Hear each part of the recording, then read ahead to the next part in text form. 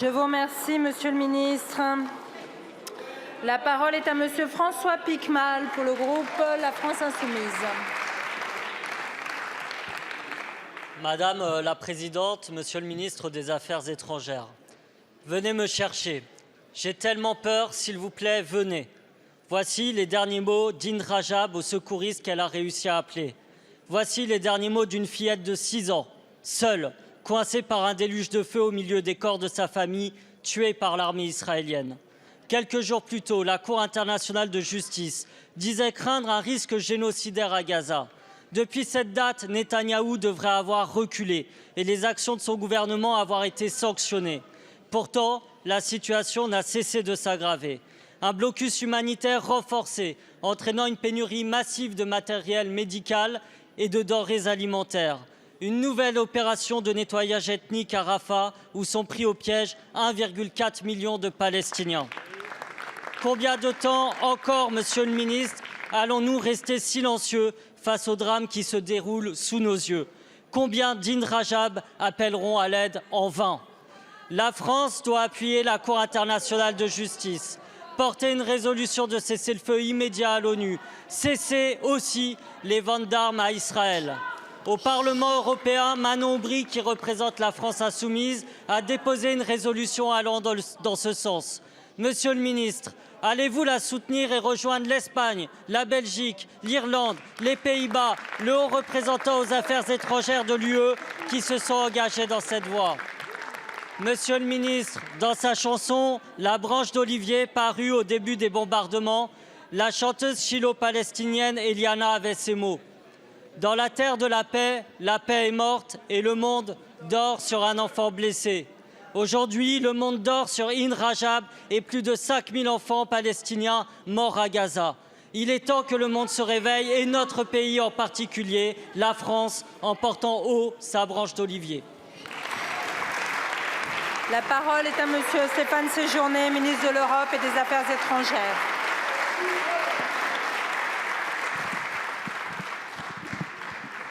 Merci Madame la Présidente, monsieur le député.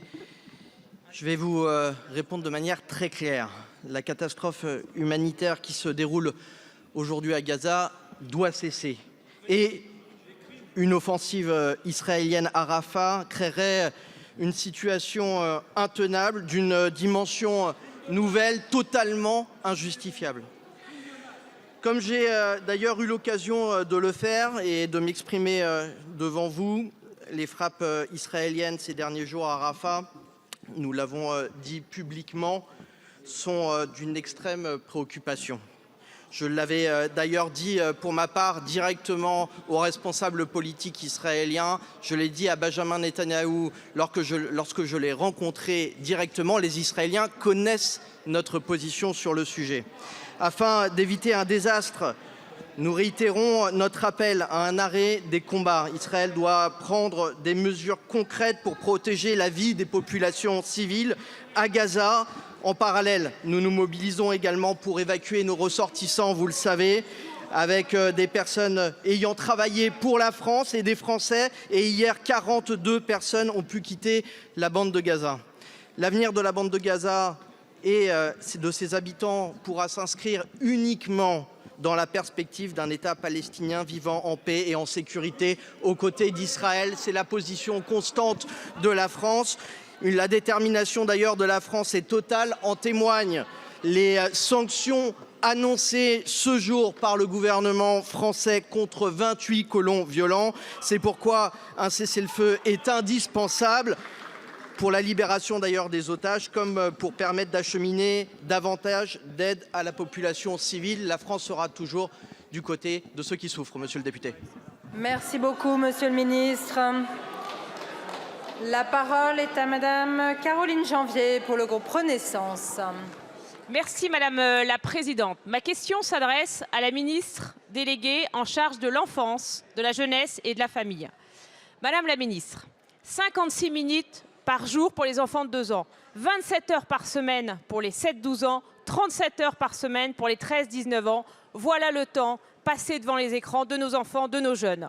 On est bien au-delà des recommandations de l'OMS et les effets sur leur santé sont connus, sur l'attention, sur les apprentissages, sur le langage, sur le sommeil, l'alimentation, mais aussi sur la santé mentale, avec notamment des risques accrus de dépression.